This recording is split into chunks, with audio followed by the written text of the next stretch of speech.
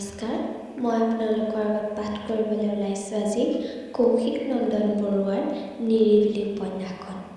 এই উপন্যাসখন একমাত্ৰ উপন্যাস তেজপুৰ যিখন উপন্যাস তেজপুৰ ইউনিভাৰ্চিটিৰ পৰা প্ৰকাশ পাইছে।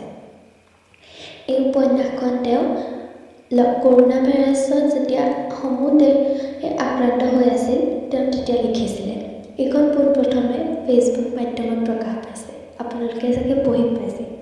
এতিয়া মই পাঠ কৰিবলৈ লৈছোঁ নিৰিবিলি। নিৰিবিলি এটি নীৰৱ কাহিনী। পাৰ্ট 1। স্মৃতিয়ে মনৰ আটাইতকৈ চমুকী সম্পদ, য'ত সুখ আৰু দুখ দুয়োটাই সমানে গুৰুত্ব পায়। সেই স্মৃতিৰে এখন সেউজীয়া বতাহ ইউনিভাৰ্চিটি।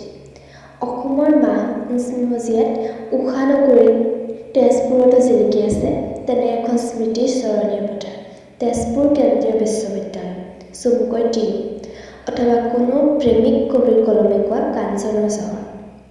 সন্ধ্যাৰাগিনী বৰুৱা উচ্চতৰ মাধ্যমিকত সুখ্যাতিৰে উত্তীৰ্ণ হৈ কাঞ্চন নগৰীৰ আছিল বাসিন্দা হোৱাৰ কথা। মাক দেউতাকৰ আলাসৰ লাৰু ঘৰখনৰ একোজনী ছোৱালী সন্ধ্যাই আইতাক খুৰা খুৰীহঁতৰ মাজৰ পৰা আহিব নোখোজে তেজপুৰলৈ। হাজাৰ বুজনি আৰু প্ৰতি সপ্তাহে ঘৰলৈ গৈ থকা এবোল প্ৰতিশ্ৰুতি লৈ চকুৰ পানী মুচি সন্ধ্যা সমালকৈ জ্যোতিতৰণৰ সিপাৰৰ সেউজীয়া পৃথিৱীখনত। হোষ্টেলৰ সন্মুখতে এজোপা কৃষ্ণচূড়া, কাষতে সোণাৰু জোপাও আছে, যেন কোনোবা চিত্ৰকৰে আঁকা এখনি সুন্দৰ চিত্ৰপট। তেজপুৰ বিশ্ববিদ্যালয়ৰ সোৱণশিৰি ছাত্ৰীনিবাসত আজি সন্ধ্যাৰ প্ৰথমটো দিন। অলপ আগতেই দেউতাক মাকৰ সৈতে তাই আহি সোৱণশিৰি হোষ্টেলৰ ১৩২ নং কোঠাত আৱাসী হৈছেহি। প্ৰথমবাৰৰ বাবে ঘৰৰ পৰা আঁতৰত থকাৰ বাবে সন্ধ্যা যেন অস্বস্ত হ'ব পৰা নাই।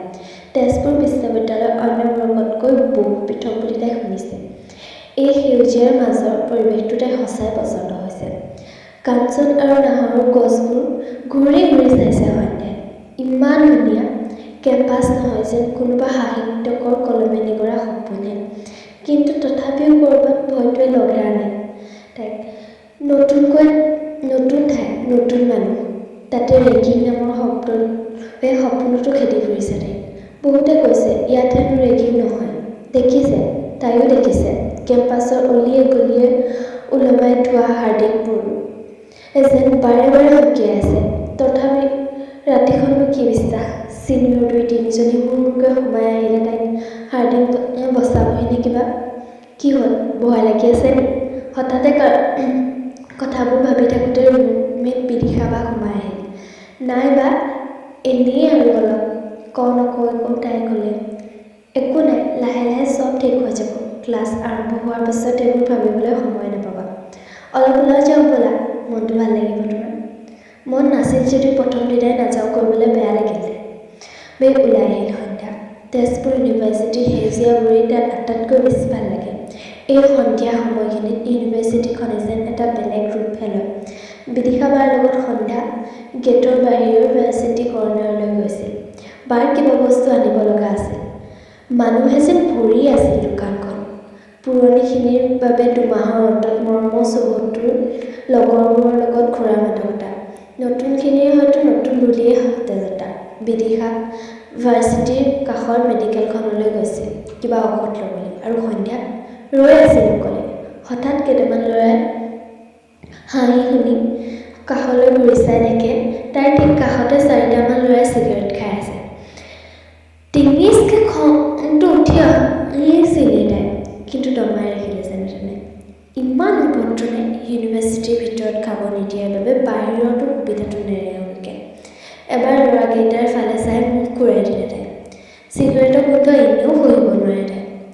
এনেই হোৱা হ'লে সন্ধ্যাক কৈয়ে দিলেহেঁতেন। পিছে এতিয়া প্ৰথম দিনাই ফেব্ৰুৱাৰী পাতি নিজৰ ভৰিত নিজে কুঠাৰ নামাৰে তাই। যাওঁ ব'লা সন্ধ্যা, তোমালোক নিউ কমাৰ্চৰ আকৌ সোনকালে ইনটাইম হয় নহয়। ভালেই, এনেও চিগাৰেটৰ গোন্ধত অশান্তি লাগিছে তাইৰ। বিদিশাৰ লগত গেটৰ ভিতৰলৈ খোজ ল'লে সন্ধ্যাই। চিগাৰেটটো পেলাই দিলা যে কেলে বে? হঠাৎ কথাখিনি সন্ধ্যাৰ কাণত পৰিলে। কোন বাৰু চিগাৰেট পেলাই দিয়াজন? কেনেবাকৈ তাৰ মুখৰ ভাঁজত গম পালে নেকি অশান্তি পাইছে বুলি।